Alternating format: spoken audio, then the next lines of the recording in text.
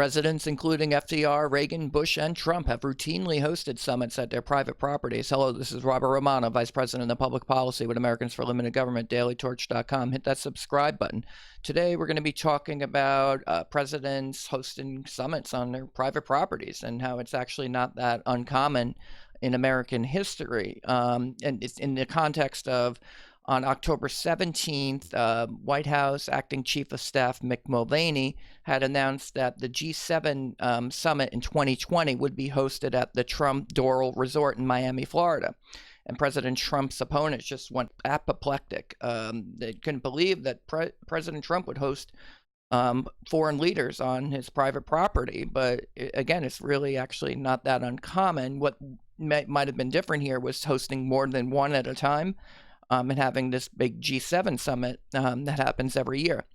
But by October 19th, President Trump had canceled the idea, and he was writing on Twitter that I thought I was doing something very good by our country by using Trump National Doral in Miami for hosting the G7 leaders. It is big, grand, and on hundreds of acres. Next to the Miami International Airport, has tremendous ballrooms and meeting rooms, and each delegation would have its own 50 to 70 unit building.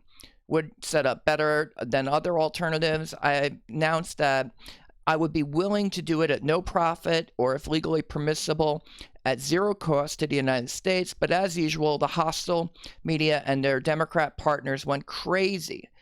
He added, therefore, based on both media and Democrat crazed and irrational hostility, we will no longer consider Trump National Doral Miami as the host site for G7 in 2020. We'll begin to search for another site, including the possibility of Camp David, immediately. Thank you. This is kind of I think it's kind of a shame, actually, for President Trump in the exercise of his Article 2 foreign affairs powers to carry on diplomacy. He, like his predecessors, likes to put a personal touch on diplomatic relations. And in the meantime, I think this might have actually saved taxpayers some money because Trump could have hosted it at or below cost, according to him. As Mulvaney had initially explained on the choice of Doral, just to give you background on why they initially thought that this was a good idea. First of all, said Mulvaney, we use a lot of the same criteria that have been used in past administrations. There's a long list of accommodations on site, ballrooms, bilateral rooms, the number of rooms, the photo ops, the support hotels that are there, the proximity to cities and airports, helicopter landing zones, medical facilities, etc. So we used the same set of criteria that previous administrations have used. We started with a list of about a dozen just on paper. We sent in an advance team. They visited California, Colorado, Florida, Hawaii, Michigan, North Carolina, Tennessee, and Utah. Now, we got that list down to under 10, and the advance team went to visit those. And from there, we got down to 4 finalists that our senior teams went to look at. They looked at, I think it was one in Hawaii, 2 in Utah, and then the Mar-a-Lago facility in Florida. And it became apparent at the end of the day that that Doral was by far and away the best physical facility for this meeting. In fact, I was talking to one of the advance teams when they came back, and I said, what was it like? And they said, Mick, you're not going to believe this, but it's almost like they built this facility to host this type of event. If you have ever been there, you know that they're separate buildings with their own rooms, separate and apart from each building, so that one country can have a building, another country can have another. You folks have your building for the press, and obviously the common areas are going to be perfect for our needs down there. Now, he preemptively, Mulvaney did address some of the criticism of a Trump property being used to host the summit. And Mulvaney stated, again, anticipating your questions, how is this not an emoluments violation? Is the president going to profit from this? I think the president has made it very clear since he got here that he doesn't profit from being here. He has no interest in profit from being here. It's one of the reasons that he's not taking a salary since he's been here. He's given that salary to charity. We will not be profiting here. We had talked about the possibility of whether or not the president could actually do it at no cost. To understand there's difficulties with doing it that way. But we'll also have difficulties, obviously, if they charge market rates. So they're doing this at cost. As a result, it's actually going to be dramatically cheaper for us to do Doral compared to the other final sites that we had. Then the reporters asked, well, how much cheaper? Herval Mulvaney, quote, I don't have the numbers in terms of cost. I do know that it was one of the ones I saw that was almost half as much here. I don't want to butcher the numbers, but it was millions of dollars cheaper by doing it at Doral than it was at another facility, and it was roughly 50% savings. So there you have it. Choice of Doral would have saved taxpayers a boatload of money, but it didn't matter to Trump's detractors. This was the crime of the century. But I don't think it's unprecedented. And just to give you a few examples, in 1939, Franklin Delano Roosevelt hosted the hot dog summit. In 1939, where he had the King George VI and Queen Elizabeth at his estate at Hyde Park, where they served hot dogs and beer. And this was to sew up the U.S.-British relations before World War II, or the U.S. entrance into World War II. In 1983, Ronald Reagan also hosted Queen Elizabeth II and Prince Philip at the Reagan branch.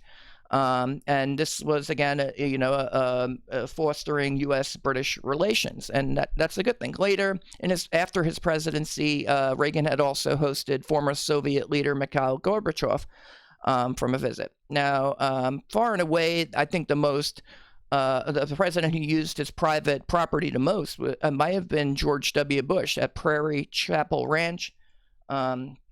And he hosted a lot of leaders at his facility there. Let's see, Russian President Vladimir Putin, British Prime Minister Tony Blair in 2002, Saudi King Abdullah in 2002 and 2005, Saudi Prince Bandar bin Sultan, August 2002. Former President Jiang Zemin, October 2002, Spanish Prime Minister Jose Maria Aznar in February 2003, Australian Prime Minister John Howard, May 2003, Japanese Prime Minister Koizumi Shinichiro in May 2003, Italian Prime Minister Silvio Berlusconi, July 2003, Mexican President Vicente Fox in March 2004 and March 2005, Egyptian President Hosni Mubarak in April of 2004, Spanish King Juan Carlos and Queen Sofia in November 2004, Canadian Prime Minister Paul Martin, March 2005, Israeli Prime Minister Ariel Sharon in April 2005, Colombian President Alvaro Uribe in August 2005, German Chancellor Angela Merkel, November 2007, and Danish Prime Minister Anders Fogh Rasmussen in February 2008. So these seem like very common incidents. Now, President Trump himself at Mar-a-Lago, one of his private residences, hosted Chinese President Xi Jinping, and he also hosted Japanese Prime Minister Shinzo Abe in both 2017 and 2018. And nobody's batting an eye. Nobody's saying these are emoluments violations, because they're not. And the idea that you would host 6 leaders at a private property instead of just one, I think is really the distinction here. Yes, it's at a commercial property, but if you're doing it at or below cost, I don't really see what the problem here is. If the event would have been done to save taxpayers money, the idea that there would have been a profit derived from hosting foreign leaders on private property, I think was fallacious. Where was the wrongdoing? Again, we're governed by laws, not feelings. And I'll leave you with the close here, because I think this is just dumb. In the meantime, even if Doral is out as a location for the G7 summit, perhaps the president should still consider, like FDR, serving hot dogs and beer. That's the commentary. This is Robert Romano, Vice President of Public Policy with Americans for Limited Government, dailytorch.com. Hit that subscribe button, ring the bell for notifications, and have a good day.